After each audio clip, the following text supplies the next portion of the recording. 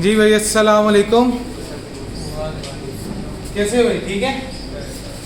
अच्छा जी, लास्ट हमने कॉन्सेप्ट सारे पढ़ लिए थे कि कौन सी कॉस्ट जो है वो एसिड की कॉस्ट में ऐड होगी, कौन सी माइनस होगी, ये सारी बातें कर ली थी। तो याद तो नहीं की थी, सारी बातें मुकम्मल हो गई थी। अब हम किसके बारे में बात करने लगे, क्वेश्चन नंबर 12 पे। अब इसकी एप्लीकेशन देखते हैं ना क्या आती है। ठीक है, तो उसके लिए हम देखेंगे सवाल नंबर 12, क्वेश्चन नंबर 12। हाँ जी, सबसे पहले क्या पढ़ेंगे, सवाल की रिक्वायरमेंट पढ़ी जाएगी। सवाल की रिक्वायरमेंट में वो क्या कहता है, what should be the cost of the machinery in the entities machinery account. Machinery account में मशीनरी की क्या कॉस्ट होगी जो आप क्या करोगे, ऐड करोगे। अच्छा, सवाल क्या था, an entity purchase some heavy machinery, the invoice for the machinery showed the following items. आपने एक मशीनरी जाके खरीदी और उसकी इनवॉइस में ये खर्चे लिखे गए। इसे आपने क्या निकालनी है, कॉस्ट ऑफ मशीन।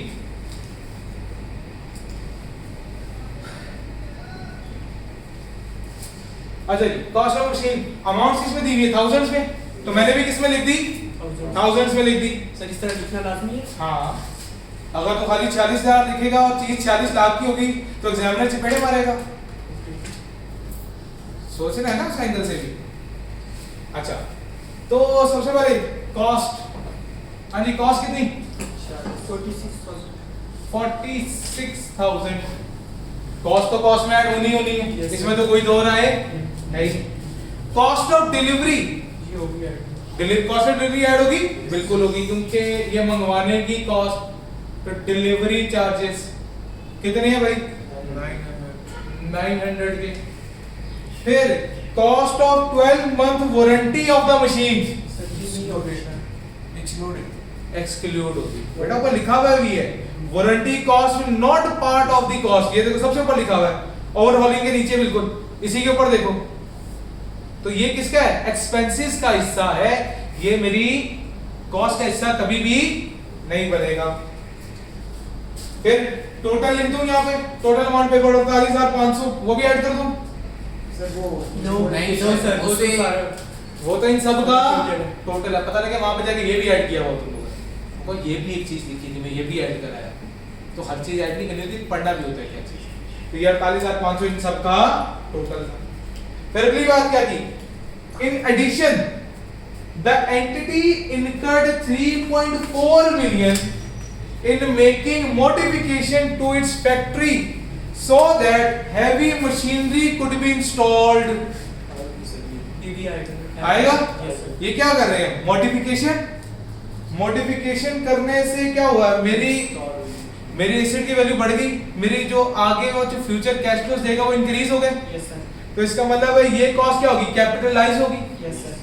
ओके, उसने कहा कि ये मॉडिफिकेशन की तो ताकि वो इंस्टॉल किया जाए, इंस्टॉलेशन चार्जेस है किस्म के। तो इंस्टॉलेशन चार्जेस कितने हो गए,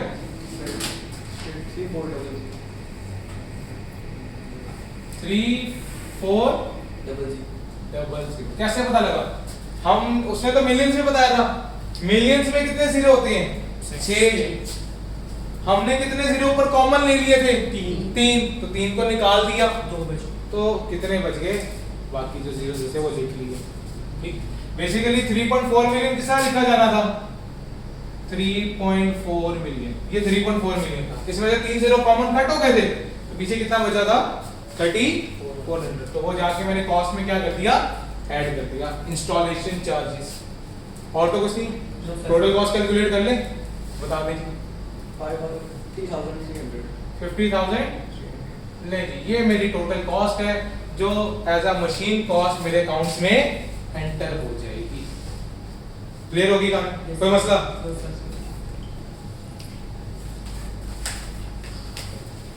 क्वेश्चन नंबर 13,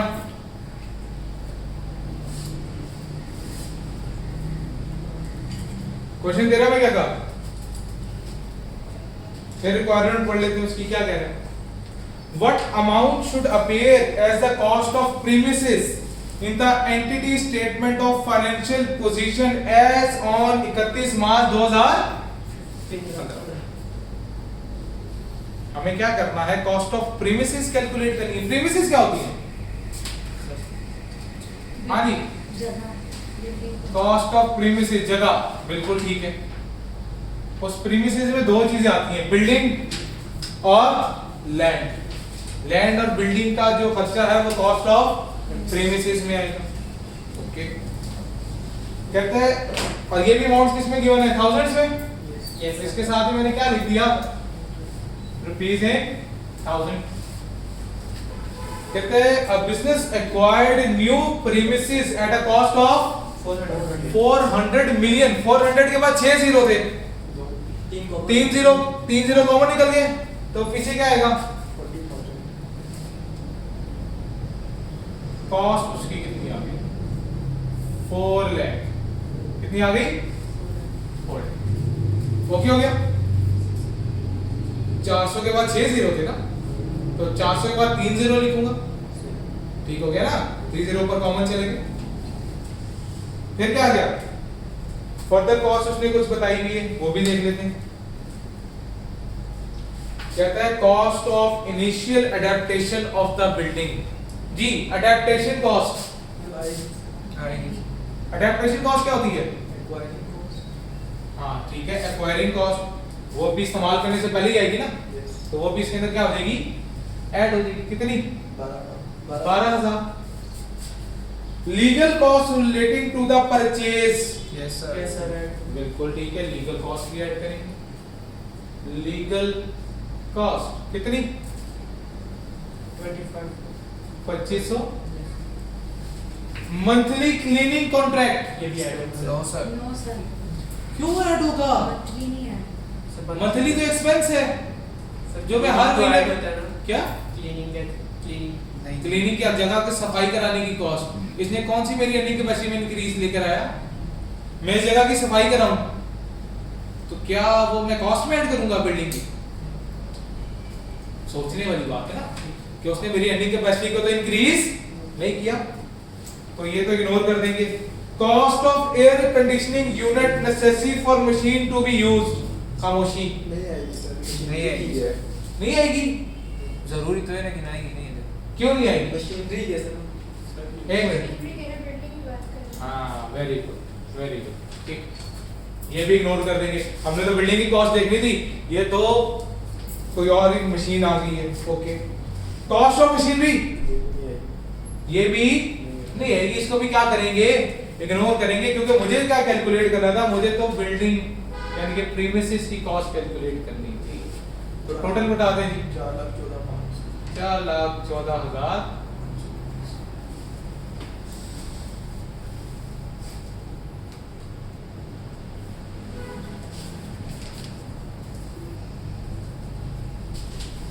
इसमें क्या मसला? कहानी क्लियर? पक्का?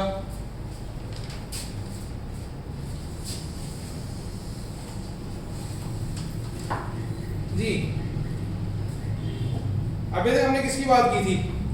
जो बिल्डिंग मेरे पास पहले से मौजूद थी या जो नया एसेट मैं खरीद के लेकर आता था। अब किसकी बात करने लगे? अगर कोई एसेट मैंने बेचना है या अपने पास से उसको खत्म करना है तो उसको क्या बोलते हैं? डिस्पोजल। क्या बोलते हैं? डिस्पोजल क्या होता है कि एसेट को मैं अपने पास से क्या कर दूं, अपनी कंपनी में से क्या कर दूं, बाहर निकाल दूं। अपनी कंपनी में से क्या कर दूं, बाहर निकाल दूं। क्योंकि मैं कौन हूं? मैं कंपनी हूं। मैं किसके पॉइंट ऑफ व्यू से सवाल करूंगा? कंपनी के पॉइंट ऑफ व्यू से सवाल, बिजनेस के पॉइंट ऑफ व्यू से सवाल करूंगा। तो डिस्पोजल क्या है? कहता समटाइम्स बिजनेस में dispose of its non current asset. कहता हम कभी कभार क्या करते हैं, उसको बेच भी देते। जैसे पता है जब वो मेरे इस्तेमाल में नहीं रहेगा, वो मेरे इस्तेमाल के काबिल नहीं रहेगा, तो मैं क्या करूंगा? उसको अब बेच दूंगा। अब बेचने की कई सारी वजूहात हो सकती हैं। या तो आपको उसकी जरूरत ना रही हो, लाइक जैसे आपको एक नई बाइक पसंद आ गई, आपने अब्बा जान को क्या कहा, मुझे ये बाइक दिलवा दो, ठीक है। अब्बा जान ने कहा मैं बाइक दिलवा दूंगा, वो तो कोई मसला नहीं है, लेकिन ये जो तुम्हारी पुरानी बाइक है इसका क्या करोगे, तो उसको क्या कहोगे फिर, इसको बेच दे, मुझे अब इसकी क्या जरूरत। एक तरफ तुम्हारे पास 70 हो और दूसरी तरफ तुम्हारे पास Y6 आ रही हो, R6 सॉरी रॉयल एनफील्ड वाले है, रॉयल बाइक जो है नई बाइक R6 है ना, बाइक भी यार सर ब्लू वाला यार बाइक पे छोटा आ जाता है मैं फिर। समझ- अब बड़ी बड़ी बाइक पे जाना चाह रहे हैं ना, छोटी मोटी बाइक पे जाना चाह रहे हैं ना, मतलब वो चार्टर्ड अकाउंटेंट बन रहे हैं, तो अभी बाइक पे सोचेंगे तो फिर कैसे जाएंगे आगे।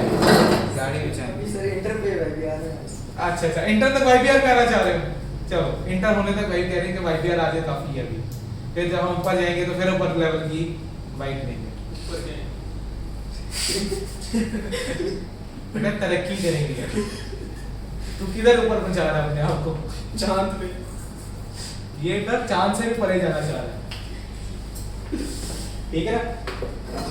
तो या तो हमें उसकी जरूरत नहीं रहती, ठीक है ना, या फिर वो खराब हो जाता है, डैमेज हो जाता है, इस्तेमाल के काबिल नहीं रहता तो डिस्पोज ऑफ कर देते हैं, ठीक है, या फिर उसकी लाइफ खत्म हो जाती सर इसमें लैंड भी आएगा। है, लैंड लैंड, हाँ डिस्पोजल तो लैंड की भी होती है, वही आप लैंड नहीं बेचते, क्या लैंड कभी नहीं बेची, लेकिन आप कह रहे हैं कि वो चीज खराब हो जाए। नहीं मैंने कहा या खराब हो जाए, या गलत लाजमी नहीं है, या खराब हो जाए या उसकी जरूरत खत्म हो जाए तो हम बेचते हैं, ठीक। अच्छा हमने कहा जी डिस्पोज, अच्छा जब भी हम डिस्पोज ऑफ करेंगे तो याद रखना 3 अकाउंट्स जो है वो इफेक्ट होने वाले हैं। कौन से? 3 अकाउंट। एक आपको कौन सा अकाउंट इफेक्ट होगा? Non current asset account. दूसरा कहां इफेक्ट आएगा डिस्पोजल का? Accumulated depreciation. और ये सारी चीजें कहां ट्रांसफर होंगी? डिस्पोजल अकाउंट में ट्रांसफर होंगी। तो बेसिकली अगर बात करें तो डिस्पोजल जब भी आएगी जिस मर्जी वजह से आए 3 अकाउंट मेरे इफेक्ट होने हैं। वन इज एसेट अकाउंट, क्योंकि जाहिर सी बात है, देखो एक एसेट जब तक आपके पास मौजूद था तब तक ही वो आपके खातों में दिखना चाहिए। जब वो एसेट आपने अपने पास से खत्म कर दिया, निकाल दिया, तो क्या उसके बाद कोई नामो निशान बचना चाहिए आपके अकाउंट्स में? उसका नामो निशान नहीं बचना चाहिए। तो सबसे पहले हम क्या करते हैं, उसको एसेट अकाउंट से निकाल देते हैं। फिर दूसरा कहां से निकालते हैं? भाई एसेट के ऊपर क्या कैलकुलेट करते रहे हो जब तक इस्तेमाल करते रहे? डेप्रिसिएशन। जब तक डेप्रिसिएशन कैलकुलेट करते रहे उसको कहां ऐड ऑन करते रहे? एक्यूमुलेटेड डेप्रिसिएशन में।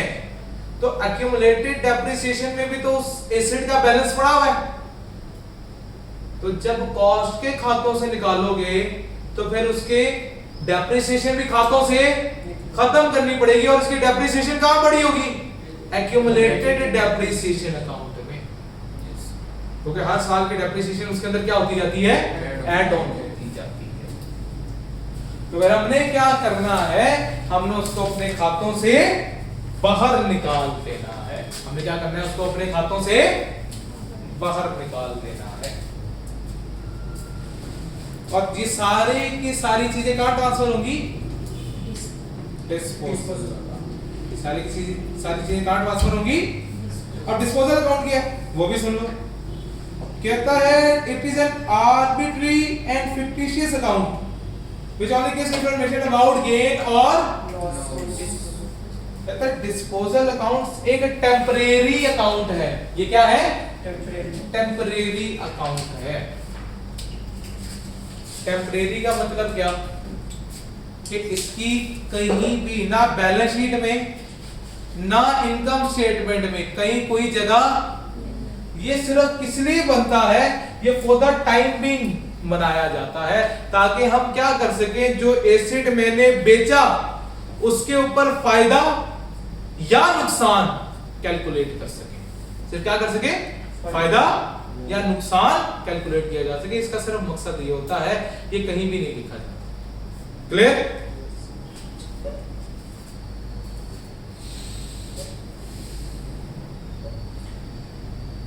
क्वेश्चन नंबर 14 पढ़ लो।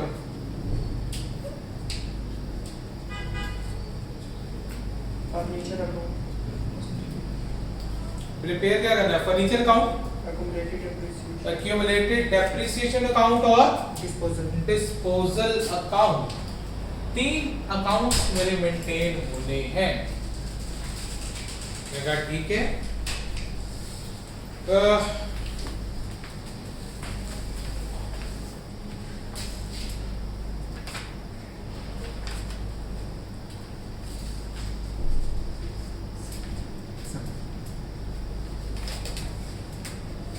मेरे पास है, मेरे पास है। पढ़ सकते हैं।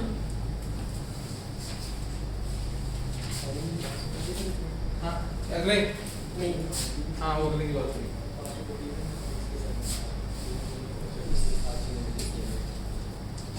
अभी मैंने लेके आया है सर चैप्टर से।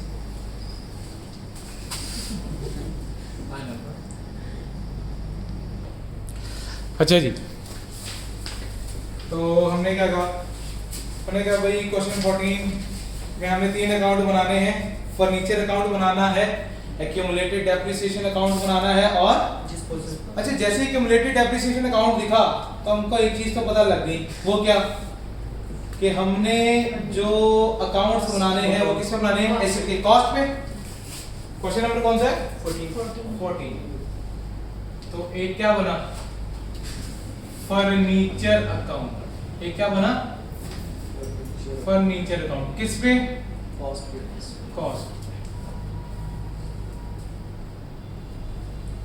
फिर क्या आया? Accumulated depreciation account.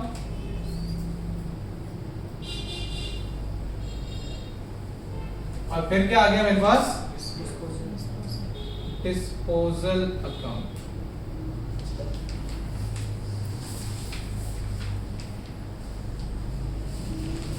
ये 3 टी अकाउंट्स हैं जो मेरे क्या होंगे? बनेंगे। अच्छा जी, mister Zahid has an opening balance of his furniture account rupees 60,000। तो फर्नीचर अकाउंट का ओपनिंग बैलेंस कौन सी तारीख को? सर बस ये 1 जनवरी को। 1 जनवरी 2019 कर लो, क्योंकि बाकी सारा डाटा 2019 का ही दिखाई दे रहा है मुझे। तो 1 जनवरी 2019 ओपनिंग बैलेंस कितना? 60,000। 60,000। लो जी, ओपनिंग बैलेंस लिख दिया 60,000 का। उसके बाद क्या हुआ? Opening balance of accumulated depreciation account 10,000। 1/1/19 का ओपनिंग बैलेंस कितना? 10,000। 10,000। ये भी कहानी ओके। इसके बाद depreciation method is, straight line. Date is, 10%। Year end is. 31। Furniture costume. Following transactions took place during the year. Addition हुई कौन सी तारीख को? 1/7/19 को। कितने की एडिशन? 16,000। 16,000 की। और कोई एडिशन हुई हो? 1/10। 1/10/19 कितने की एडिशन? 8,000। 8,000।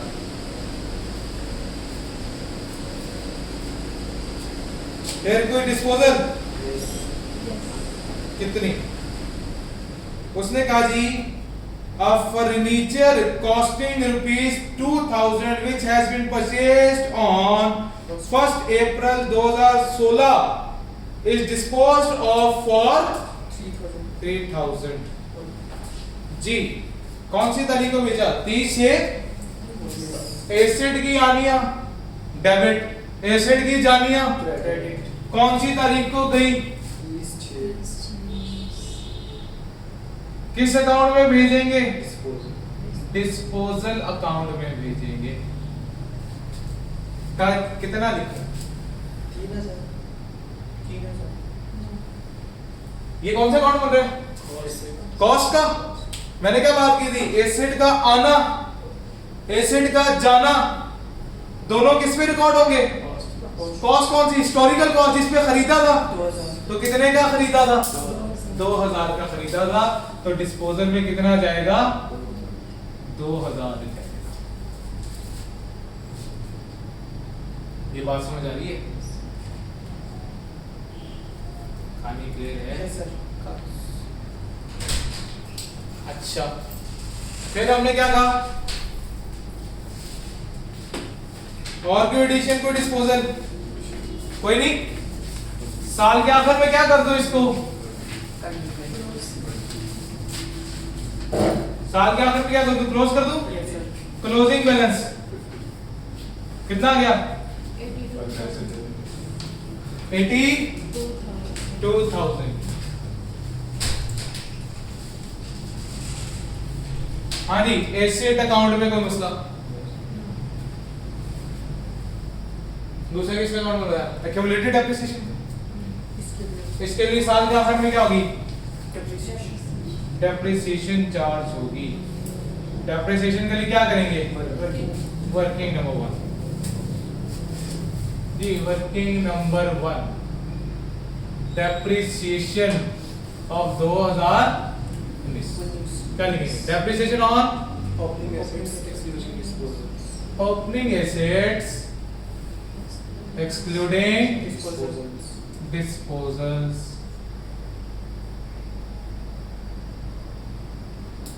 हाँ जी, मेरे ओपनिंग एसेट कितने के, 60,000 के। साल में कोई एसेट बेचा हो, कितने का बेचा, 2,000 का। 2,000 वाला एक एसेट निकल गया तो इसको क्या कर देंगे, एक्सक्लूड कर देंगे, तो माइनस क्या कर दिया, 2,000। साल के शुरू में मेरे पास कितने के एसेट थे, 60,000 के, उसमें से 2,000 वाले एसेट मैंने साल के दरमियान में बेच देने हैं, तो बाकी कौन से एसेट बचे, जो साल के पहले दिन से साल के आखिरी दिन तक मेरे पास मौजूद रहेंगे।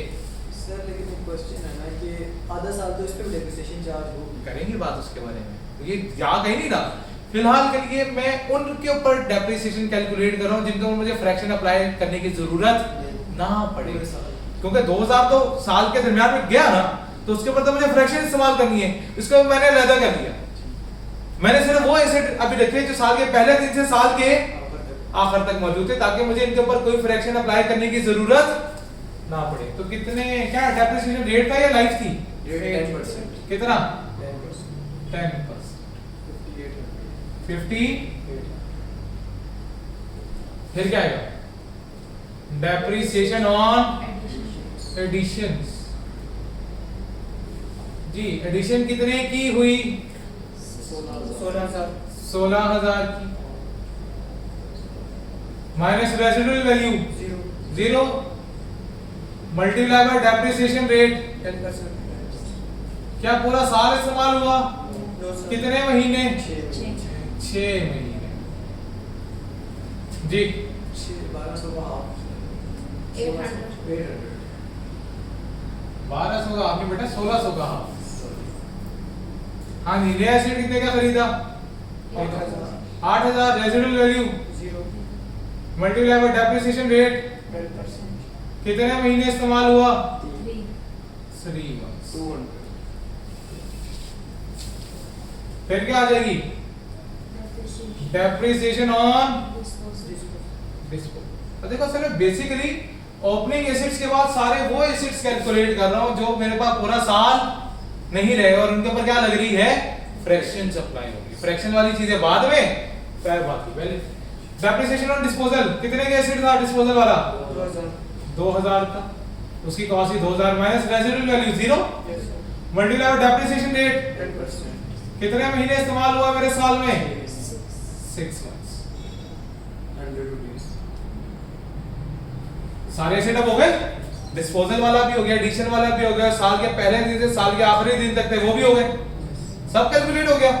Total mark 6,900। ये पूरे साल की क्या आ गई, डेप्रिसिएशन आ गई। फिर एक एसेट अब डिस्पोज भी हुआ था, कौन सी तारीख को, 30/6/19 को। उसने भाई एक्यूमुलेटेड डेप्रिसिएशन बोला, भाई कॉस्ट तुमने तो अपने खातों से उस एसेट को निकाल दिया, अब किसकी बारी रह गई, मेरी बारी रह गई ना, मैं भी तो निकालूं, क्योंकि मेरे पास भी तो वो एसेट एग्जिस्ट। बेसिकली वो एसेट तो क्या हुआ, कंपनी से बाहर चला गया ना, तो फिर उसकी कॉस्ट में भी कोई जगह नहीं, उसकी एक्यूमुलेटेड डेप्रिसिएशन में भी कोई जगह नहीं, तो हमने निकालना है।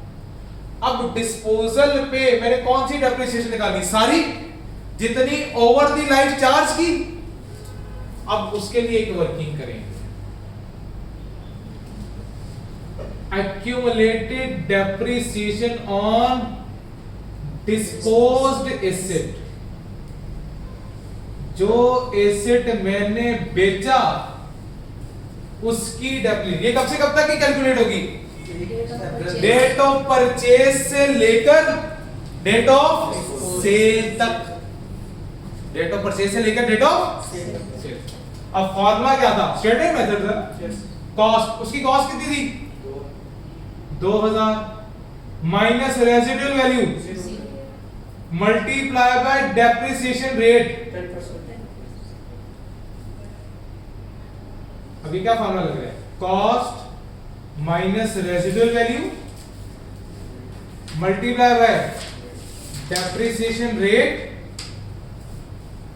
Multiply by accumulated months divided by 12। ये पूरा फॉर्मूला है कब से कब तक की डेप्रिसिएशन कैलकुलेट करने का, डेट ऑफ परचेज से लेकर डेट ऑफ सेल तक। तो हमने कहा ठीक है, कॉस्ट माइनस रेजिडुअल वैल्यू कर दी, डेप्रिसिएशन रेट लगा दिया, मल्टीप्लाई किससे करना है, एक्यूमुलेटेड टाइम से। कौन सी तारीख को खरीदा, यकम अप्रैल, कौन सी 2016। तो 2016 में ये कितने महीने इस्तेमाल हुआ, 9 मंथ्स। अप्रैल से शुरू हुआ ना, अप्रैल मई जून जुलाई अगस्त सितंबर अक्टूबर नवंबर, कितने महीने, 9 महीने। 16 के 17 के कितने महीने, पूरे 12। 18 के 12, 19 के 19 में तो बेच दिया, 19 में कितने महीने इस्तेमाल किया, 6 महीने इस्तेमाल किया। तो प्लस 6 डिवाइडेड बाय 12 जी 650 कितना, 650 पूरा ले ली।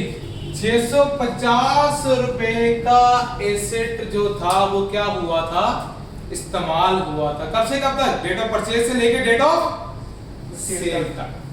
तो ये मैं अपने खातों से क्या कर दूंगा, निकाल दूंगा। इनको क्या करूंगा अपने खातों से, अब क्या करूं, क्लोजिंग बैलेंस निकालूं, 31/12/19 क्लोजिंग बैलेंस 16,250। 16,250।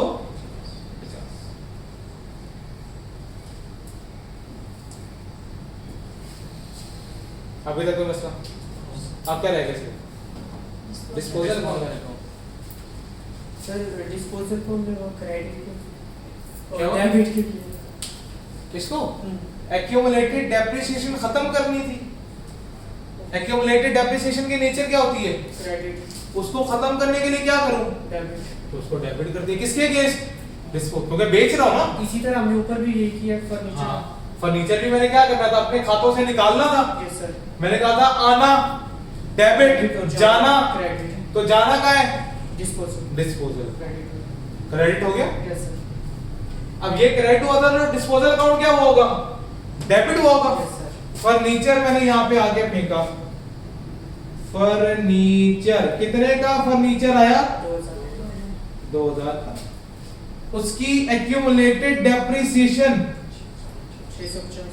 ये देखो एक्यूमुलेटेड डेप्रिसिएशन यहाँ पे क्या हुई थी, डेबिट हुई थी, किसके के, डिस्पोजल के। तो डिस्पोजल अकाउंट में क्या होगा फिर, क्रेडिट होगा। Yes sir. कितने से, 650। 650 हो गया। Yes sir. प्लस अब मैंने जितनी भी इसको बेचने के हवाले से जो भी चीजें होंगी वो यहीं पे डील की जाएंगी, ठीक है। तो सारी चीजें यहीं पे डील की जाएंगी। तो मुझे बताओ कि ये एसिड कितने का बेचा, 3000 का बेचा।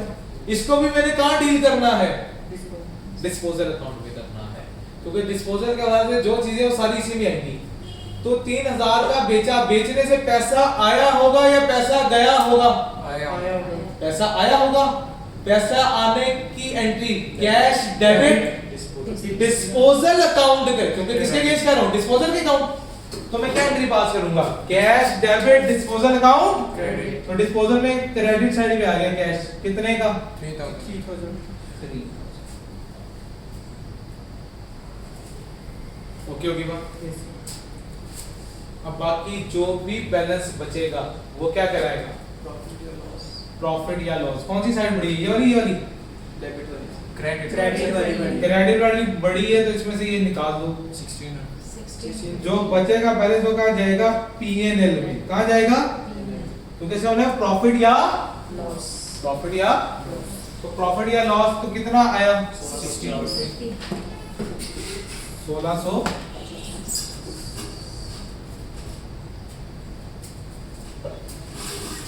और ये एंट्री क्या पास हुई इसकी, डिस्पोजल अकाउंट डेबिट पीएनएल, तो पीएनएल क्रेडिट हो रहा है, पीएनएल क्रेडिट होने का मतलब क्या होता है, लॉस प्रॉफिट। यस पीएनएल अगर क्या हो, क्रेडिट हो तो दैट मींस प्रॉफिट, लेकिन अगर पीएनएल अकाउंट क्या हो, डेबिट हो तो इसका मतलब क्या है, लॉस।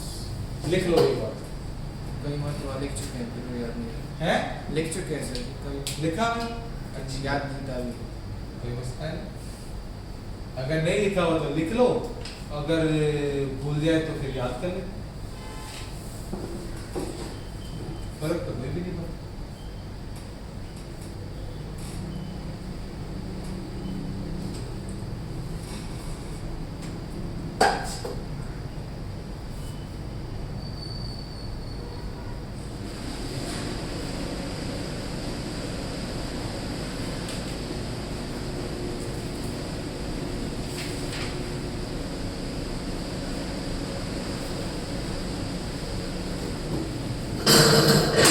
अच्छा भाई, एसिड को बेचने की double entry, cash debit sales credit चलो करते हैं। एसिड को, बेचने की. ये तो क्या बना था, ठीक है, अब मैं क्या बनाने लगा हूं, Generate. उसके बेचने की डबल एंट्री पास करने लगा हूं। तो अगर मैं डबल एंट्री पास करने जाऊं तो डबल एंट्री क्या पास होगी, एसिड मेरे पास से चला गया Yes sir. तो एसिड क्या हो जाएगा, Credit. क्रेडिट हो जाएगा। एसिड का नाम क्या था, फर्नीचर, तो फर्नीचर क्या कर दिया, क्रेडिट कर दिया। उसकी एक्यूमुलेटेड डेप्रिसिएशन थी वो भी खत्म कर दी, Yes, sir. एक्यूमुलेटेड डेप्रिसिएशन की नीचे क्या थी, Credit. तो जब खत्म करूंगा तो Debit. Accumulated depreciation debit. Furniture कितने से क्रेडिट हुआ, 2000, कितने का एसिड था, एक्यूमुलेटेड डेप्रिसिएशन उसके ऊपर कितनी थी, 650। फिर इसको बेचने में मुझे क्या आया, पैसा आया, पैसा आया तो क्या हुआ, Cash debit. कैश डेबिट, कितना 3000। तो बाकी क्या बचा, बैलेंस शीट फिगर पीएनएल, बाकी क्या बचा पीएनएल, वो क्या आएगा एज अ बैलेंसिंग फिगर आएगा, कितने का, तो अगर उसकी डबल एंट्री करनी है तो डबल एंट्री ली है उसको। ओके होगी कहानी। Yes sir. अच्छा, ये जो 1650 का हम प्रॉफिट निकाल ही जा रहे हैं, बार बार बोल रहे हैं प्रॉफिट प्रॉफिट प्रॉफिट, क्या है प्रॉफिट ठीक भी है, चेक करें, वेरीफाई करें, वेरीफाई भी करके देखते हैं।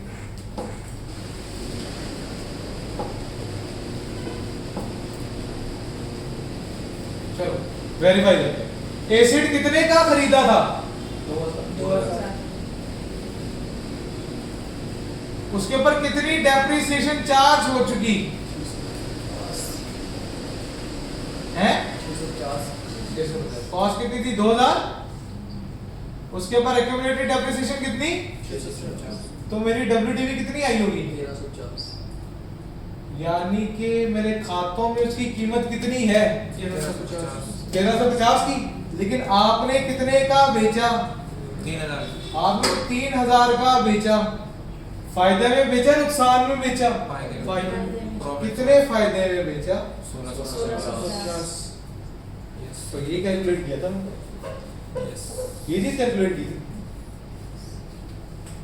तो यहाँ से वेरीफाई भी होता है कि हाँ भाई मेरा प्रॉफिट कितने का बनता है, 1650 का बनता है। ओके होगी गानी। साथ क्या बना लेते हैं इसके, एक्सट्रैक्ट्स बना ले, Yes. एक्सट्रैक्ट्स भी इसके बना ले।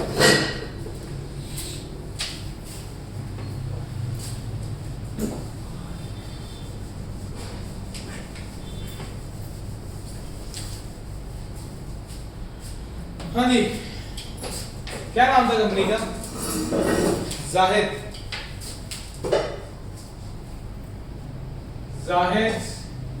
Income statement extract for the year ended 31/12/19।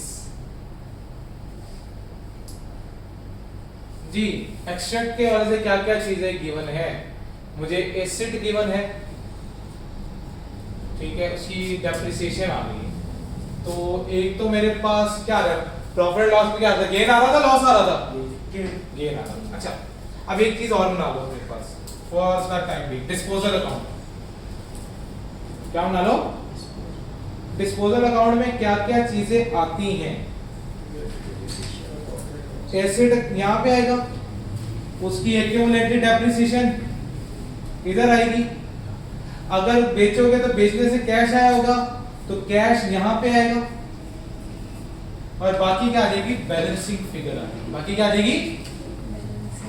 अगर पीएनएल आया यहाँ पे तो इसका मतलब क्या है, लॉस।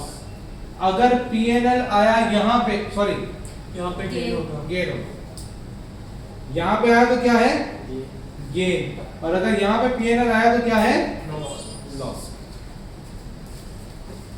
ये एक अपने पास आर्टिफिशियल अकाउंट बना ले, तो अगर हम कभी कुछ भूल जाए तो हम इसको देख के दोबारा याद कर सकते।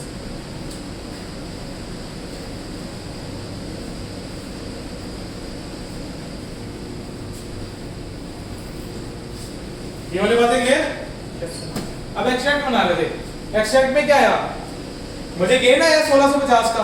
गेन क्या होती है, ये गेन कहाँ जाएगा, इनकम में। कौन सी इनकम में? Other income.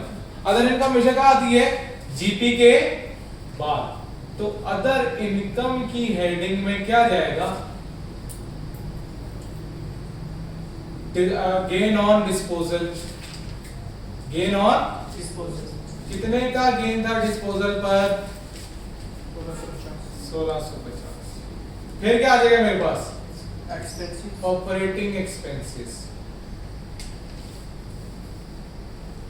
सर पहले एक्सपेंसेस नहीं लिखने, फिर अदर इनकम नहीं लिखना। अदर इनकम के बाद एक्सपेंसेस आते हैं। सबसे पहले क्या आती है, सेल्स। सेल्स के बाद क्या आता है, कॉस्ट ऑफ सेल्स। उसके बाद क्या आता है, जीपी। जीपी के बाद अदर इनकम। अदर इनकम के बाद ऑपरेटिंग एक्सपेंसेस। ठीक होगी ना बात? Yes sir. तो हमने कहा जी ऑपरेटिंग एक्सपेंसेस में क्या आएगा, डेप्रिसिएशन। कितनी आ गई भाई डेप्रिसिएशन, साल की डेप्रिसिएशन कितनी कैलकुलेट की है भाई, वो वर्किंग नंबर 1 में पड़ी है 69 नेगेटिव, क्योंकि ये मेरे प्रॉफिट को क्या करेगा, कम करेगा।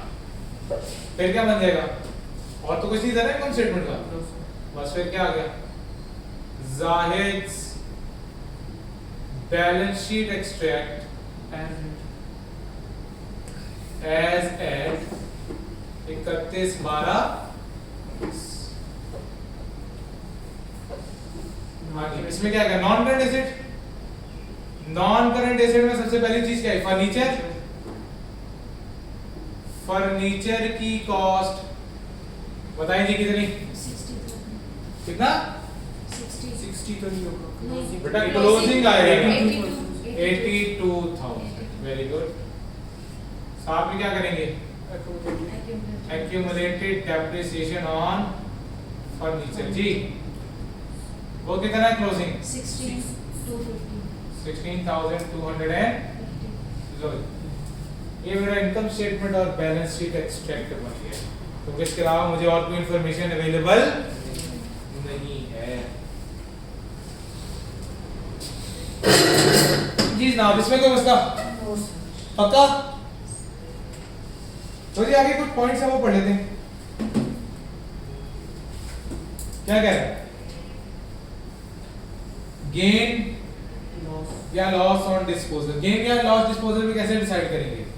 कहता है अगर आपकी सेलिंग प्राइस आपकी WDV से ज्यादा, ये देखो, अगर आपकी सेलिंग प्राइस आपकी WDV से ज्यादा है तो क्या आएगा?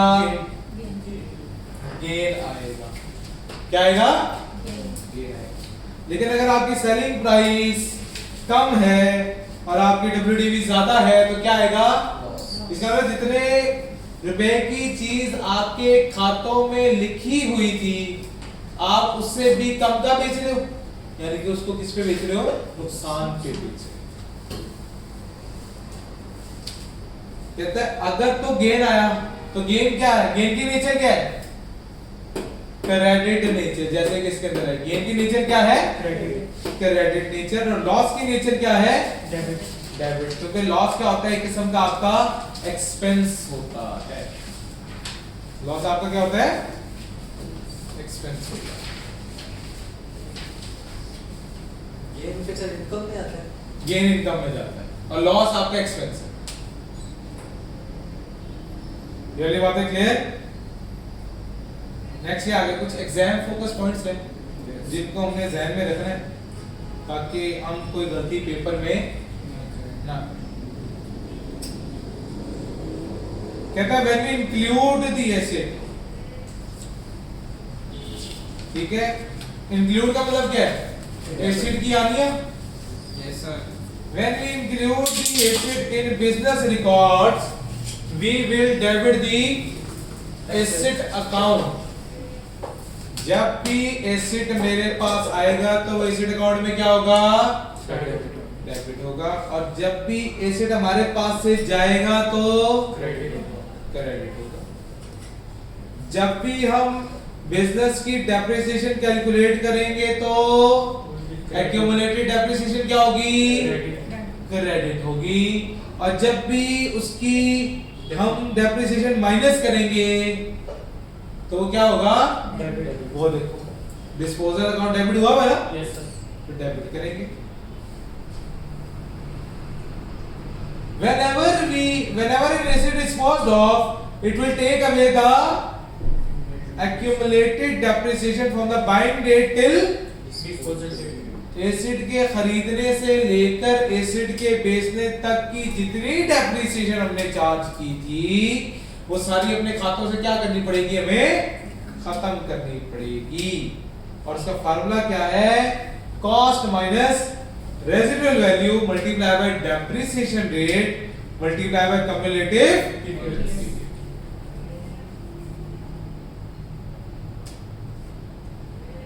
ये वाली बातें क्लियर हैं? इसमें कोई मसला? सवाल नंबर 15 पढ़िए एक बार।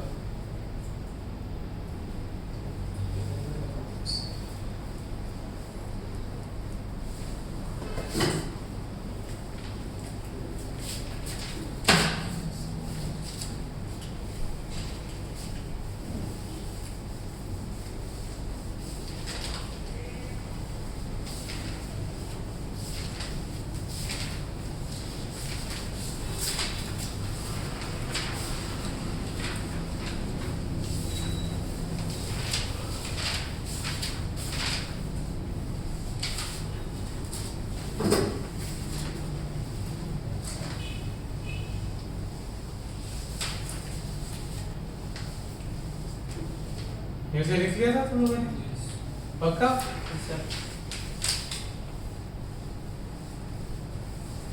सर ये चक्र के सर कितने पार्ट हैं?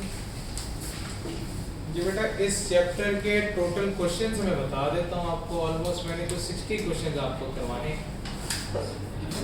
तो आप खुद ही सोच के भी हम कहाँ तक पहुँचे। सर ये होमवर्क ये स्टेट एंड मेथड के अगले पे रिड्यूसिंग वजह सारी नहीं ये इंसेट करना ज़रूरी है, कुछ बातें इसके अंदर जो करवानी है, इसी वजह से ये सवाल यहाँ पे लिखा हुआ। जो होमवर्क है ना वो मेरा खुद होमवर्क लिखा हुआ है।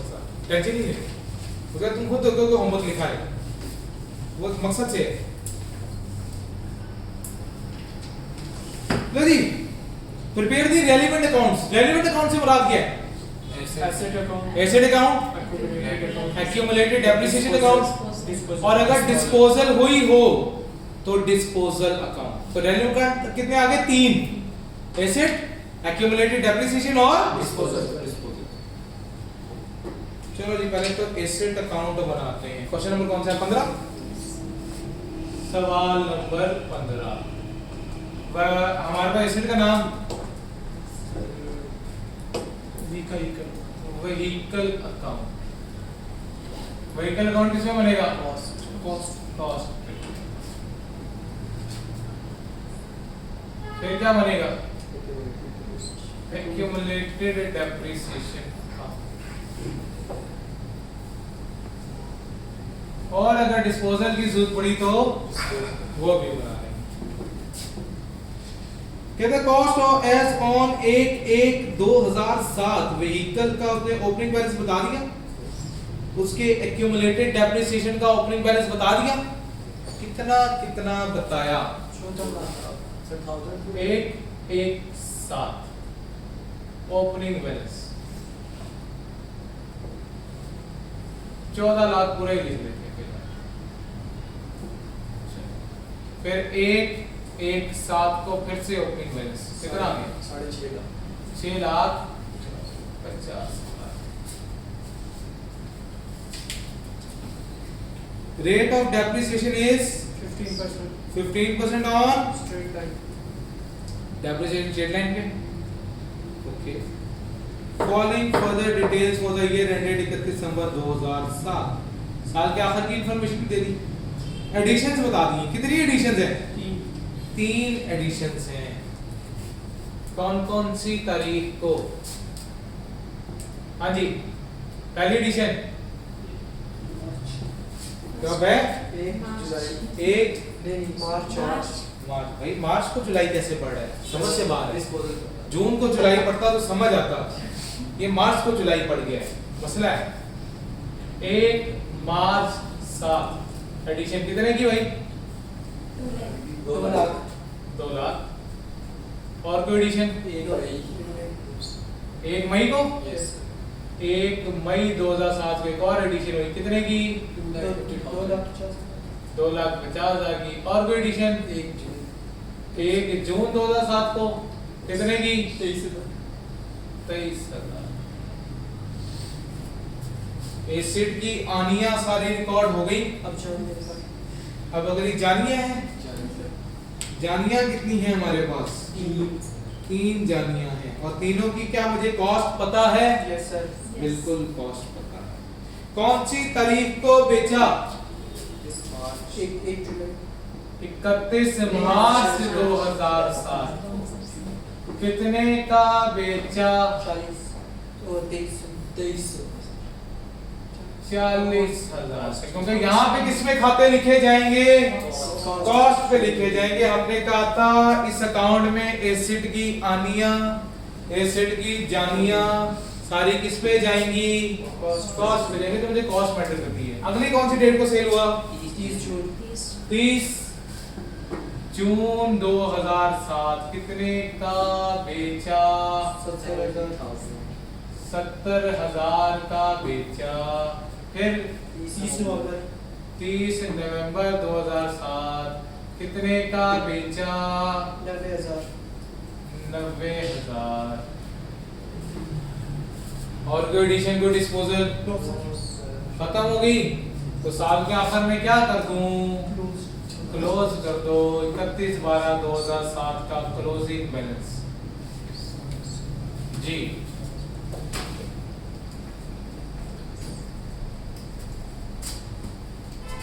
Sir, 16,73,000. 16,70,000। मैं तो टोटल मांगता ही नहीं हूँ कभी भाई ना, टोटल की मुझे जरूरत है। हायर वैल्यू में से लोअर वैल्यू को क्या करना है? माइनस करना है। 16,73,000. फिर आपने टोटली उठा नो सर टोटल नहीं सही, तो फिर क्या मसला था? करने दे दो हमारा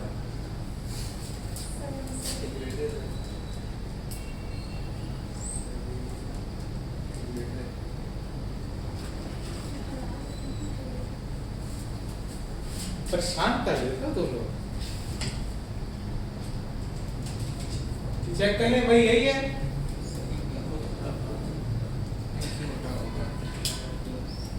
हमारा चैलेंज क्यों सर यही है यही है बेटा, हमारा कैलकुलेटर क्या है? यही है सर, ये मेरा यही नहीं है है सर, मैंने 2 बार किया। ओके होगी कहानी।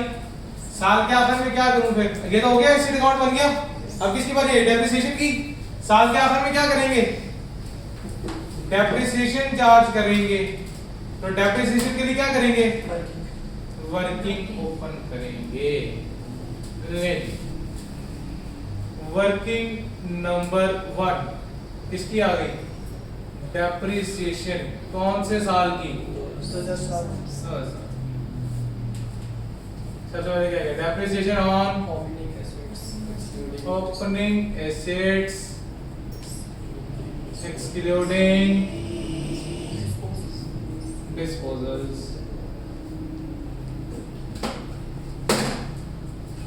जी एसेट कितने का था ओपनिंग?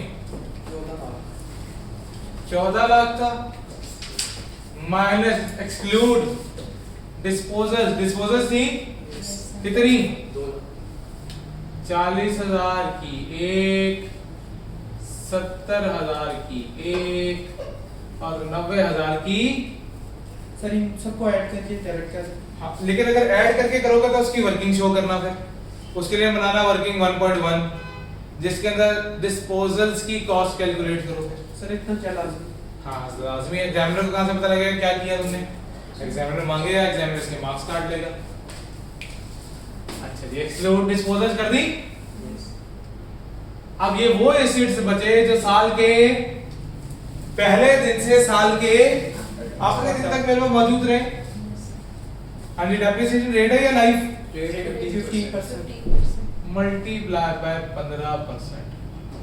1,80,000। ले उसके बाद क्या आ गया? डेप्रिसिएशन और एडिशन। Depreciation on addition. हाँ जी भाई, कितने की एडिशन हुई? एक तो 2 लाख की। Residual value 0। सर 0 लिखना लाजमी है? नहीं, मैं वैसे लिख देता ताकि तुम लोगों को याद रहेगा 0 के अलावा कुछ आ जाए, वो जहन में बिठाने के लिए, और कुछ नहीं है। नहीं लिखना ना लिखो, मुझे कोई मसला नहीं है। मल्टीप्लाई 15%। कितना अरसा इस्तेमाल हुआ? 10 महीने। तो 10/12 जी। सर 25,000। 25,000। फिर अगली एडिशन कितने की हुई? 2,50,000 की। Multiply by 15%। कितने महीने इस्तेमाल हुआ? 8 महीने। 8/12 जी। ये भी 25,000। ये भी 25,000। फिर क्या आ गया? 23,000 multiply by depreciation rate 15%। Multiply by कितने महीने इस्तेमाल हुआ? 7 महीने इस्तेमाल हुआ। तो 7/12 जी। 2012 2012 0.5 PS।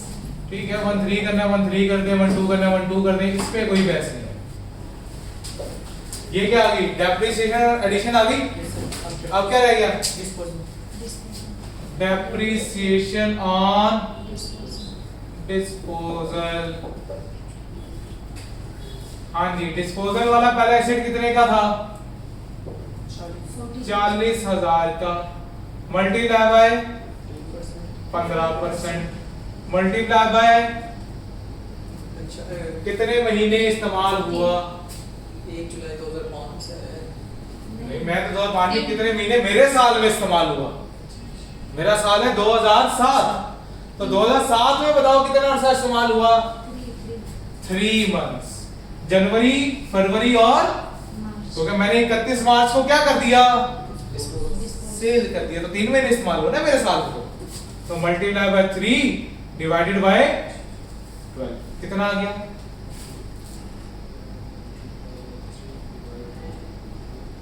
1500 फिर अगला एसेट कितने का था? 70,000 का। कितने महीने इस्तेमाल हुआ?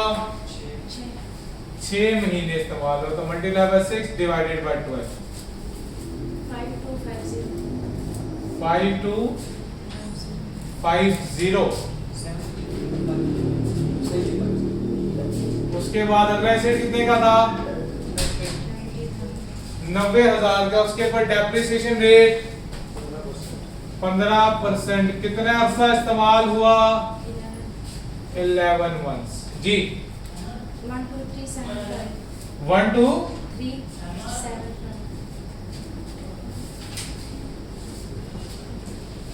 ओके होगी गाली? चलो जी, तमाम एसेट्स के ऊपर डेप्रिसिएशन चार्ज होगी। एडिशंस पे, डिस्पोजल्स पे, साल के पहले दिन से साल के आखिरी दिन सारे पे होगी। टोटल कर दें भाई इसका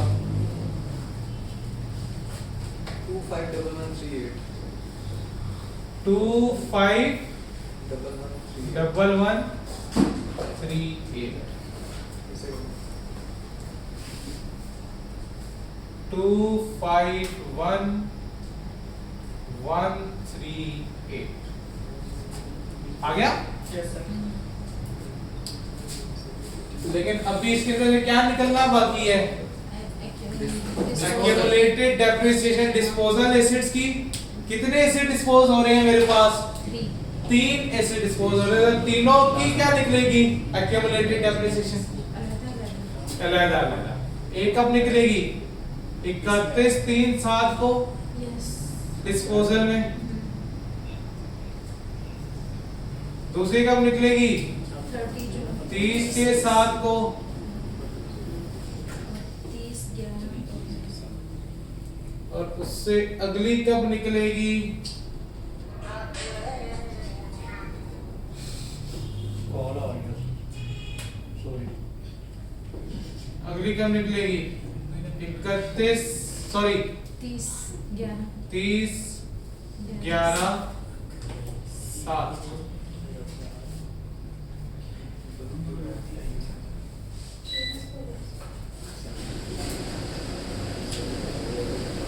अब ये तीनों एसेट्स की डिस्पोजल निकलेगी यहां से।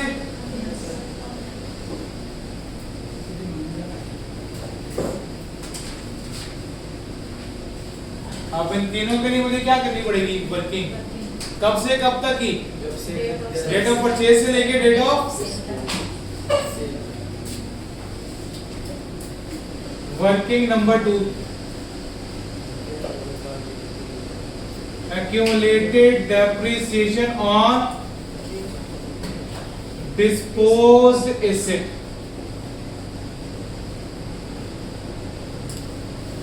सबसे पहले क्या है? Asset number 1। एसेट नंबर 1 कौन सी तारीख को खरीदा? 1 जुलाई 2000। कितने का खरीदा? 40,000। क्योंकि फार्मूला क्या था उसका? Cost minus residual value multiply by depreciation rate multiply by accumulated months divided by 12। ये फॉर्मूला लगाना। अब पहला एसेट आ गया एसेट 1। एसेट 1 की कॉस्ट कितनी? 40,000। उसकी रेजिडुअल वैल्यू कितनी? 0। डेप्रिसिएशन रेट कितना? 15%। कितने महीने इस्तेमाल हुआ? 6 महीने पहले साल में। किस दिन को खरीदा था? ये कब से? तो पहले साल कितने महीने? 6। 2005 में 6, 2007 में 6 में 12 और 2007 में 3 डिवाइडेड बाय 12। जी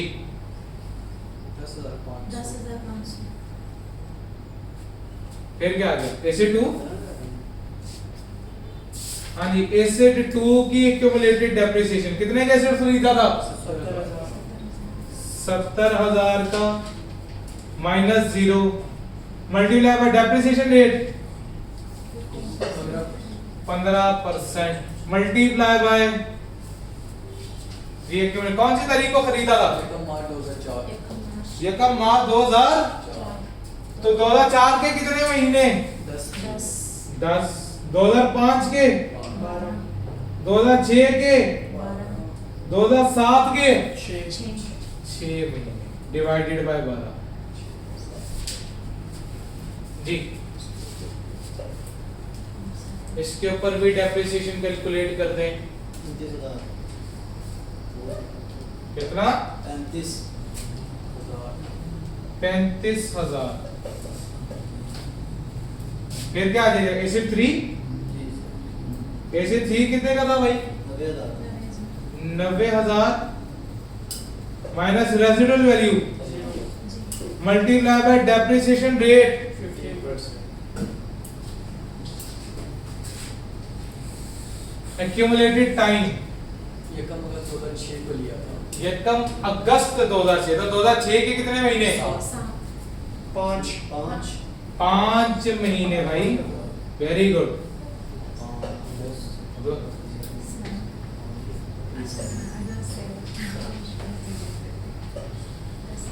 ठीक है और 2007 के कितने महीने 11 डिवाइडेड बाय जी 18,000 ये इन सब की डिस्पोजल वैल्यू कैलकुलेट होगी वर्किंग नंबर 2 से कितनी कितनी आ गई 10,500 35,000 और 18,000 जी सारे डिस्पोजल निकल गए अब साल के आखिर में क्या करूं क्लोज कर दें क्लोजिंग बैलेंस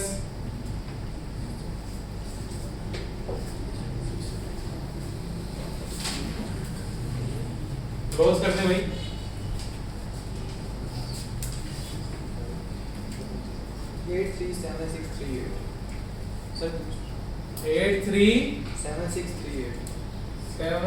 7638 नहीं जी चेक करें नहीं भाई सच बोल रहे हैं या नहीं सही है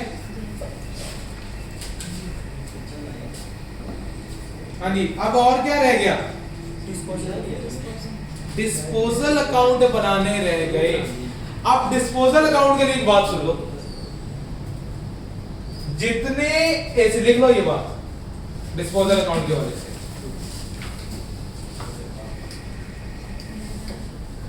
जितने एसिड बेचोगे उतने डिस्पोजल अकाउंट बनेंगे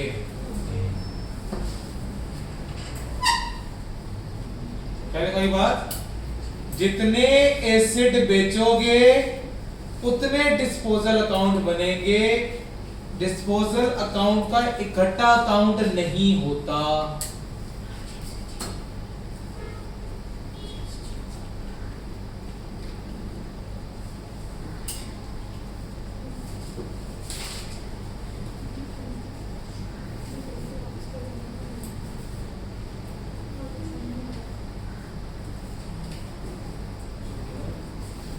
जितने एसिड बेचोगे उतने डिस्पोजल अकाउंट बनाओगे एसिड के डिस्पोजल का इकट्ठा अकाउंट नहीं होता तो कितने एसिड बेचे तो मुझे कितने डिस्पोजल अकाउंट बनाने हैं 3 पहले क्या बनाएंगे एसिड 1 का disposal account disposal account acid 1 हाँ जी एसिड 1 की वैल्यू व्हीकल की 40,000 उसकी एक्यूमुलेटेड डेप्रिसिएशन 10,000 कितने का बेचा 2300 का। तो प्रॉफिट लॉस का बैलेंसिंग फिगर किधर आएगा? कौन सी साइड आएगी? Debit side. डेबिट में से क्रेडिट माइनस कर दो 27,200 27,000। ये क्या आया? लॉस। ये वाली बात क्लियर? फिर उसके बाद क्या बना? Disposal account asset 2।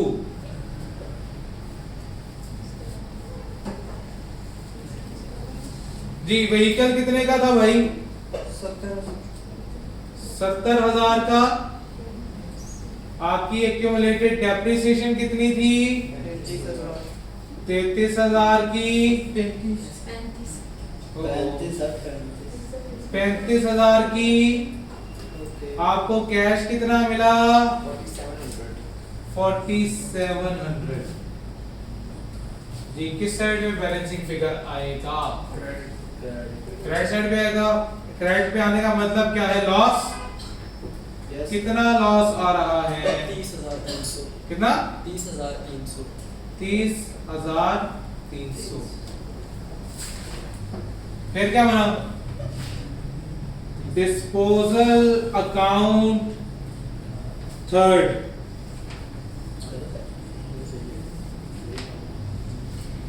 हाँ जी व्हीकल अकाउंट से कितना आया? 90,000।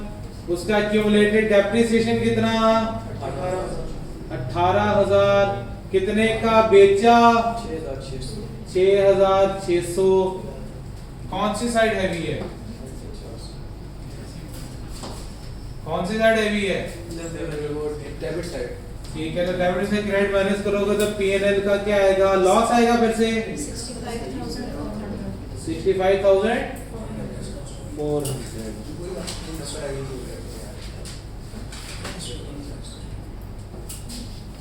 जी भाई इसमें कोई मसला? अब क्या बना दो इसके? मुझे एक्सट्रैक्ट्स बना दो। बेसिकली बताने का मकसद ज्यादा सवाल कराने का कि हर एसिड का क्या बनेगा? अलहदा डिस्पोजल अकाउंट। क्लियर होगी बात? अब और क्या बनाने लगा मैं इसका? एक्सट्रैक्ट। कंपनी का नाम क्या था?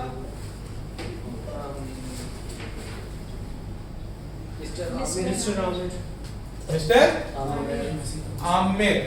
लो जी आमिर के बनाने लगे हैं। बेटा जी बंद कर दो इसे। Aamir income statement extract for the year ended.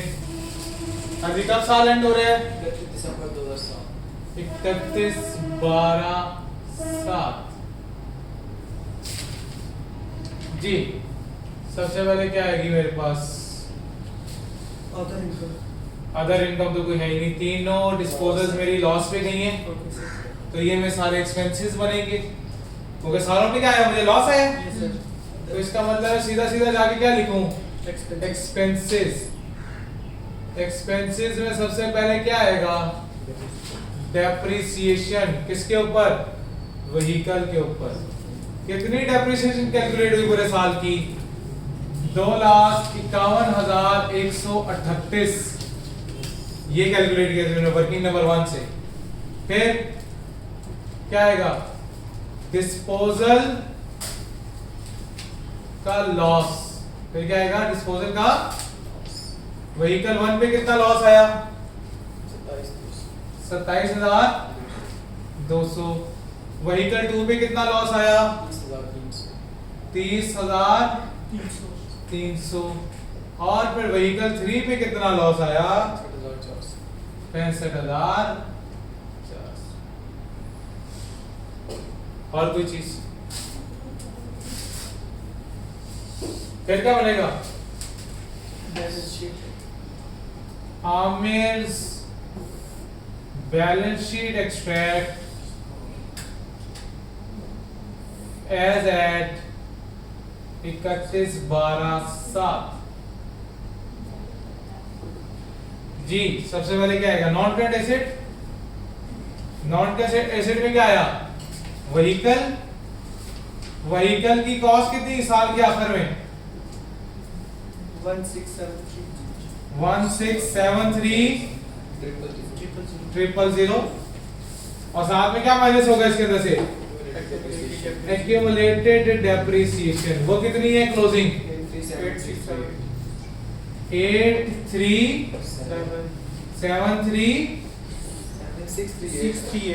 7638 है।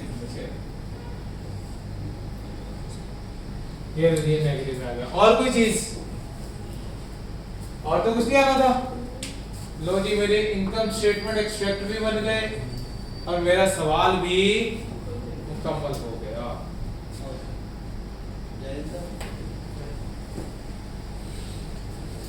यहां तक कोई मसला? कोई सवाल? No sir.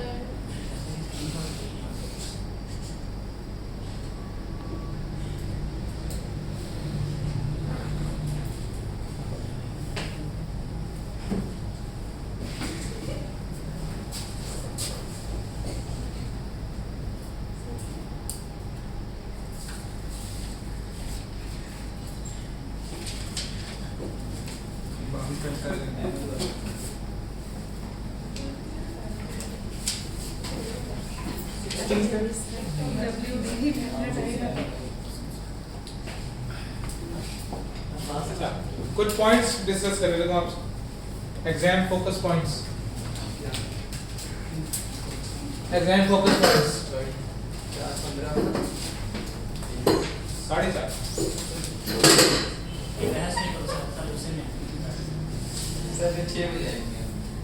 4:30।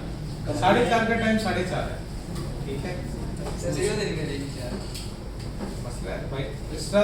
देखो, जो तुम कोशिश कर रहे हो उसमें फिर जरूरी है कि लेक्चर मिस नहीं होना चाहिए। मुझे कोई प्रॉब्लम नहीं है, बाद में प्रॉब्लम, क्योंकि अभी मैंने कुछ चीजें डिस्कस करनी है तो वो तुम्हारे लिए फायदामंद है। आदमी पढ़ने का इतनी देर बैठ के क्या कर सकते हैं? लेकिन 4:30 तो होना का मसला, क्योंकि इस हिसाब से सिलेबस नहीं खत्म होगा तो टाइम यार, इसलिए कराना तो जरूरी है।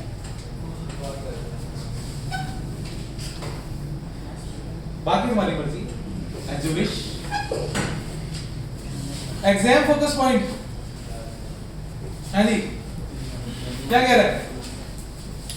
कहता है अगर सवाल साइलेंट है तो याद रखिएगा एसिड कब परचेज होगा? At the start of the. वो नहीं बताता, वो कहता है जी 2006 में मैंने परचेज किया। कब किया? साल के शुरू में, साल के आखिर में, साल के दरमियान में। तो क्या अज्यूम करोगे? साल के स्टार्ट। अगर डिस्पोजल के बारे में वो साइलेंट हुआ कि भाई मैंने एसिड कब खरीदा या बेचा, सॉरी डिस्पोजल का मतलब क्या है? बेचा। तो बेचने का मतलब क्या है? बेचने का मतलब क्या है? कब बेचा? वो भी मैं क्या अज्यूम करूंगा? साल के स्टार्ट। चाहे खरीदा चाहे बेचा। कब बेचा? साल के शुरू में बेचा या खरीदा। यानी कि आनिया हो चाहे जानिया हो, कब रिकॉर्ड होगी? साल के शुरू में रिकॉर्ड होगी। लेकिन अगर कुछ वर्ड्स बदल जाए एग्जाम में, लाइक किस तरह के वर्ड आते हैं? In earlier part. Earlier part का मतलब क्या है? साल के शुरू में। लेकिन अगर वो कहते हैं इन लेटर पार्ट तो इसका मतलब क्या है? साल के आखिर। Yes sir. तो ये कुछ आपने बातें हैं जो क्या रखनी है। सर ये दोबारा से रिपीट करें आखिरी कौन सी? आखिरी 2 points. In earlier part. Yes sir. अगर अर्लियर पार्ट लिखा तो साल के शुरू में परचेज मानी जाएगी या सेल मानी जाएगी? ये दोनों का ही है, परचेज के लिए भी और सेल के लिए। इन अर्लियर पार्ट का मतलब है साल के शुरू में खरीदा या बेचा गया। इन लेटर पार्ट का मतलब क्या? साल के एंड पे खरीदा या बेचा गया। क्लियर होगी बात? इसमें कोई मसला? क्या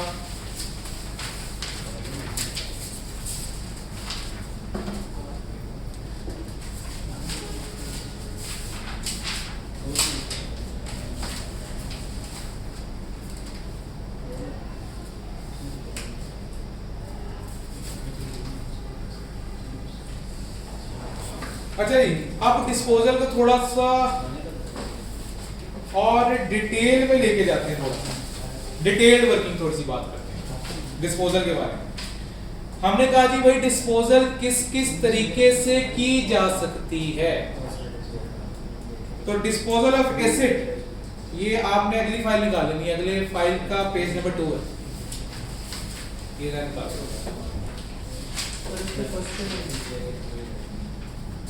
पेज नंबर 2 पे सबसे ऊपर जाओ, क्या लिखा हुआ है? Disposal of acid. हाँ जी, ये बता दो, ये बता दो।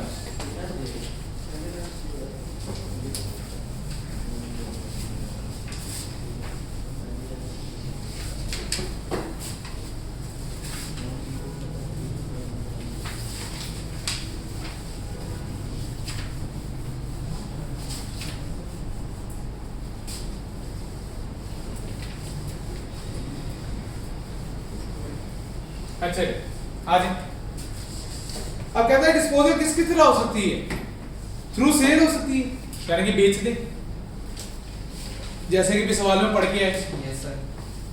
या क्या लग जाए उसको, आग लग जाए, भस्म हो जाए, इस्तेमाल करने के काबिल ना रहे, अब वो अगर नेचुरल डिजास्टर यानी। या थ्रू एक्सचेंज। थ्रू एक्सचेंज क्या होता है? मैं अपना कोई एसिड दे के उससे कोई एसिड खरीद लूं, यानी कि एक्सचेंज, अपना एसिड देना और दूसरे से एसिड देना। मैं पैसा नहीं दे रहा बल्कि उसकी जगह क्या दे रहा हूं? पहले सेल्स की थ्रू सेल तो हम अभी पढ़ चुके कि अगर थ्रू सेल करेंगे तो क्या उसके साथ हरकत करेंगे, वो तो हमने देख ली। अब मैं कौन सी बात करने लगा? थ्रू फायर या नेचुरल डिजास्टर जिसे कहते हैं। अगर नेचुरल डिजास्टर आ गया और हमने क्या कर दिया, इसको डिस्पोज करना पड़ गया, तो उसके वाले से क्वेश्चन नंबर 21, सवाल नंबर 21 क्या बनाना है? रिक्वायरमेंट क्या है? Machine account, relevance account. Machine account किसमें बनेगा? कॉस्ट पे। कॉस्ट पे कैसे पता लगा? एक्यूमुलेटेड डेप्रिसिएशन अकाउंट की वजह से। फिर क्या बनेगा?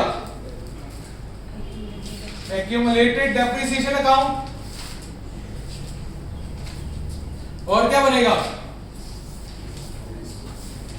Disposal account. सर कोई ऐसा क्वेश्चन है जिसमें मशीन कॉस्ट पे ना बने? बेटा आएगी बात उसके बारे में, हौसला करना है। अभी तो बहुत सवाल पड़े हैं, अभी तो आधे भी नहीं हुए। मैंने बताया 60 सवाल है हमारे, जिसके ऊपर हमने सारी प्रैक्टिस करी। अच्छा बेटा प्रिसाइज होना था 58, टू बी प्रिसाइज्ड, ठीक है। अच्छा जिसके अंदर मैंने एक और बात भी कही हुई है, वो भी याद करिए। हाँ इसलिए मैंने बात की है वो। नहीं सही। अच्छा क्या कह रहे हैं? Ali and company has purchase a machine costing कितने का खरीदा? कि कौन सी तारीख को? 1/7/22 को। कितने का खरीदा हमने? 12,000 का। उसके बाद method is straight line. On 31 October 2024 machine was damaged due to fire in business। 1 अक्टूबर 2024 को जाके वो जल गया। तो इसका मतलब मैंने 2024 तक जाना है, तो अभी क्या है? 1/7/22 है। 22 में कोई एडिशन को डिस्पोजल, साल के आखिर में क्या कर दूं? 31/12/22 क्लोजिंग बैलेंस कितना? 12,000। पिछले साल का क्लोजिंग क्या बन गया? 1/1/23 को कितना? 12,000। 2023 में एडिशन को डिस्पोजल, साल के आखिर में क्या कर दिया? क्लोज कर दिया। कितने का? 12,000। पिछले साल का क्लोजिंग अगले साल का ओपनिंग बन गया कितना 12,000 और कब जल गया 1 अक्टूबर 2024 को जल गया यानी कि डिस्पोज हो गया कितने का 12,000 का और साल के आखिर में क्या आ गया मेरे पास क्लोजिंग प्राइस क्या आ गया एग्रीड इसमें क्या मसला फिर क्या करना था एक्यूमुलेटेड डेप्रिसिएशन आ गई सबसे पहले क्या बनेगा साल के आखिर की डेप्रिसिएशन साल का एंड हो रहा है 31/12/22 डेप्रिसिएशन उसके लिए क्या करेंगे working number 1 depreciation of 2020 depreciation तो ओपनिंग की कोई थी नहीं तो ओपनिंग तो लिखेंगे नहीं सीधा क्या लिख दूं एडिशन डेप्रिसिएशन ऑन एडिशन कितने की एडिशन हुई 12,000 की डेप्रिसिएशन रेट क्या था स्ट्रेट लाइन या रिड्यूसिंग स्ट्रेट लाइन कितना परसेंट 10% तो cost minus residual value multiply by depreciation rate 10% multiply by कितने महीने इस्तेमाल हुआ 6 मंथ्स इस्तेमाल हुआ जी 600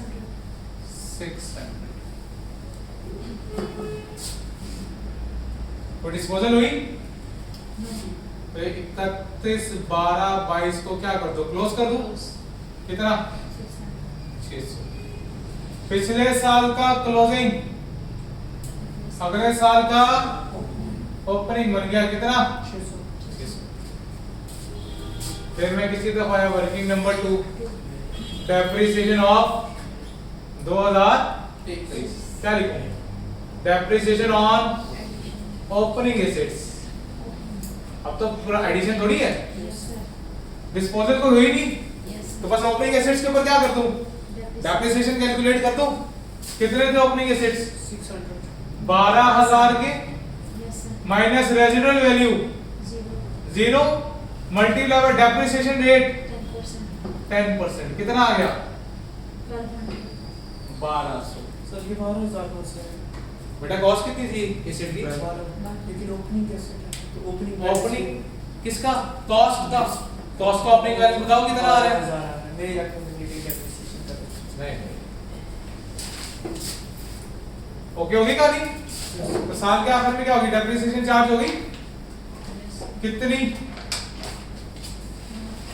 1200 और साल के आखिर में क्या कर दिया इसको क्लोज कर दिया कितना 1800 पिछले साल का क्लोजिंग अगले साल का ओपनिंग बन गया कितना 1800 और फिर साल के आखिर में क्या की डेप्रिसिएशन चार्ज की लेकिन वर्किंग नंबर 3 डेप्रिसिएशन ऑफ 2024 इसमें एसेट क्या हो रहा है डिस्पोज यस तो opening asset depreciation on opening assets excluding disposals opening asset कितने के थे 12,000 के सारे एसेट बिक गए तो ओपनिंग एसेट तो 0 के तो डेप्रिसिएशन तो कोई भी चार्ज नहीं हुई फिर क्या आएगा डेप्रिसिएशन ऑन डिस्पोजल हाँ जी डिस्पोजल वाला एसेट कितने का था 12,000 का मल्टीप्लाई डेप्रिसिएशन रेट 10% कितने महीने मेरे साल में इस्तेमाल हुआ क्योंकि 10वें के पहले दिन ही खराब हो गया था तो 9 महीने इस्तेमाल हुआ यानी कि 9/12 900 नहीं 900 आ गया अच्छा अब मेरे पास क्या था एक ही एसिड था एक से ज्यादा एसिड तो नहीं थे जो एसिड था वही चल गया तो उस उसकी जितनी भी एक्यूमुलेटेड डेप्रिसिएशन मेरे पास पड़ी होगी सारी की सारी चली जाएगी। Yes sir. तो सारी की सारी निकाल दो 31 12 24 को क्लोजिंग बैलेंस 27 ओ सॉरी क्लोजिंग कह रहा हूं डिस्पोजल में ये सारी की सारी कहां निकल जाएगी डिस्पोजल में निकल जाएगी। ओके होगी कहानी। आप क्या करना डिस्पोजल अकाउंट एसेट से कितना उठा के लेकर आया मशीन से आया 12,000 आपकी एक्यूमुलेटेड डेप्रिसिएशन कितनी कैलकुलेट हुई 2700 कितने का बेचा कैश में उसने कहा मशीन वाज नॉट इंश्योर्ड का मतलब क्या है पैसा कोई नहीं आया तो कैश क्या आ गया जीरो। तो फिर सारा का सारा किधर चला जाएगा पीएनएल में। पीएनएल का बैलेंस किस साइड पे आएगा क्रेडिट साइड पे मतलब क्या हुआ लॉस हो गया कितने का 9300 इसमें कोई मसला ये वाली कहानी क्लियर है पक्का। क्वेश्चन 22 पढ़ लो। पता है मुझे बस ये हमने 24 तक करना है छोटे छोटे सवाल है ज्यादा नहीं 2-2 मिनट के 2 मिनट क्वेश्चन है सर इसलिए ये भी करवा लूंगा साथ साथ। मैं इसलिए टॉपिक के बीच में मैंने चेंज किया इसलिए ताकि ये हम एक साथ कर जाएं। सेम ही है। हाँ छोटा फर्क है 21 22 23 और 24 में ठीक है। सेम सवाल है सिर्फ एक लाइन उसने चेंज कर दी है कि मशीन वाज इंश्योर्ड। मशीन क्या थी इंश्योर्ड थी। इंश्योर्ड का मतलब क्या पैसे मिलेंगे लेकिन फिर उसके नीचे भी एक और पॉइंट लिखा हुआ वो क्या है insurance companies refuses to accept the entities claim. Insurance तो करवाई थी लेकिन जो इंश्योरेंस क्लेम था वो इंश्योरेंस कंपनी ने क्या कर दिया रिजेक्ट कर दिया। अब देखो इधर मशीन की कॉस्ट भी हुई थी तो कॉस्ट अकाउंट में कोई फर्क पड़ा एक्यूमुलेटेड डेप्रिसिएशन अकाउंट उस पे भी नहीं वो भी डेप्रिसिएशन रेट हुई था उसी दिन चला उसी दिन खरीदा सिर्फ डिस्पोजल पे भी कोई फर्क नहीं पड़ा Cash क्योंकि मुझे पिछली बार भी कुछ नहीं मिला था इस बार भी कुछ नहीं मिला। इसका मतलब है 21 का और 22 का दोनों के सेम सॉल्यूशन है दोनों में कोई फर्क नहीं। यार इंश्योरेंस नहीं करवाई हुई तब भी पैसे नहीं मिलेंगे इंश्योरेंस कराई है लेकिन इंश्योरेंस कंपनी ने क्लेम एक्सेप्ट करने से इनकार कर दिया तो भी कुछ नहीं मिलेगा। क्लियर होगी बात कोई मसला 23 में पैसों में मिल जाएंगे पैसे।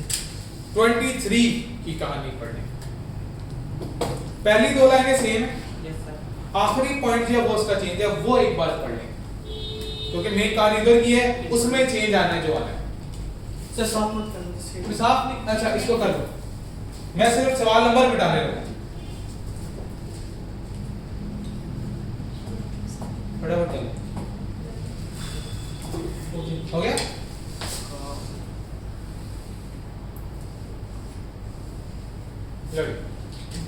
क्वेश्चन नंबर कौन सा वाला लगे 23 में उसने क्या कहा मशीन उसी तारीख को खरीदी वही रेट था सब कुछ सेम था बस क्या हुआ कहता है machine was insurance company acknowledges the claim acknowledge करने का मतलब क्या उसका क्लेम क्या हो गया है एक्सेप्ट हो गया एंड एंटिटी रिसीव्ड 10,800 अब कैश कितना आया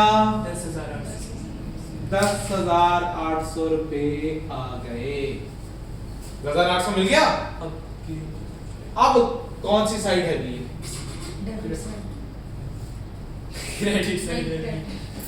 क्रेडिट साइड हैवी है क्रेडिट में से डेबिट साइड माइनस करेंगे और पीएनएल का बैलेंसिंग फिगर निकालेंगे जो कि किस में आएगा गेन में कितने का गेन आया हैं करते हैं सर तो खुदा खौफी करो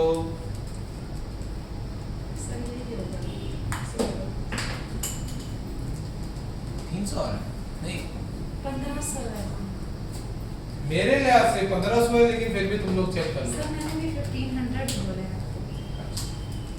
1500 का गेन आ गया। 1500 ही है बाकी सारा सॉल्यूशन सेम है, बस आपके डिस्पोजल अकाउंट पे आके डायरेक्ट इफेक्ट हुआ है। 1500 यस सर बात समझ आई है?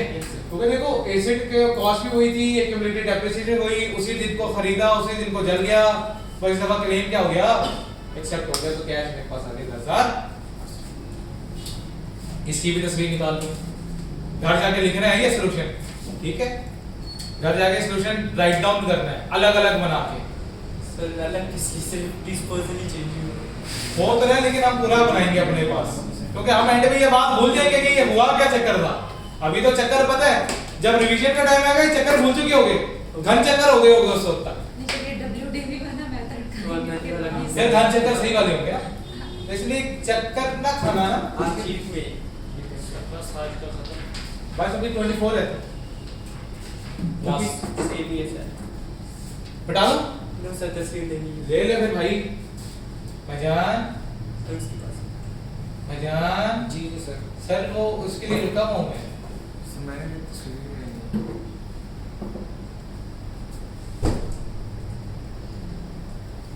हो गया? यस चलो सर भाई। तुम्हें तस्वीर भी नहीं, क्वेश्चन 23 भी खत्म हो गया। इससे पहले बार ठीक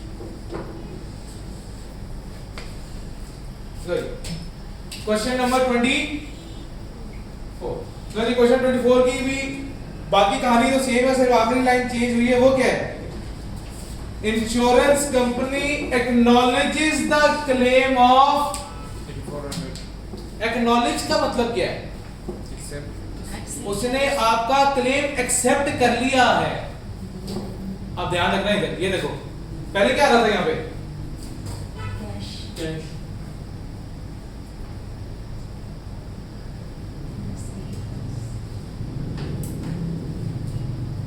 क्या लिखा मैंने यहाँ पे? रिसीवेबल क्यों? एक्नॉलेज का मतलब है उसने मेरा क्लेम मान लिया, लेकिन अभी अपने पैसे लेकिन अभी तक उसने मुझे पैसे पे नहीं किए नहीं किए, तो कैश नहीं आया। कैश की जगह कौन ले गया? रिसीवेबल ले गया।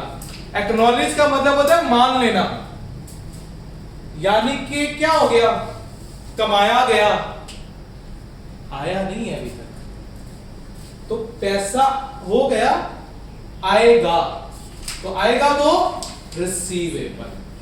आप बताओ कौन सी साइड हैवी है? Debit debit debit side heavy है। Yes, sir. डेबिट में से ये माइनस कर दो, 900 PNL लॉस पीएनएल में क्या आ रहा है? लॉस आ रहा है। कितने का? 900 पक्का? यस नहीं जी, 900 का लॉस आ रहा है। बाकी सारी वर्किंग आपकी सेम है।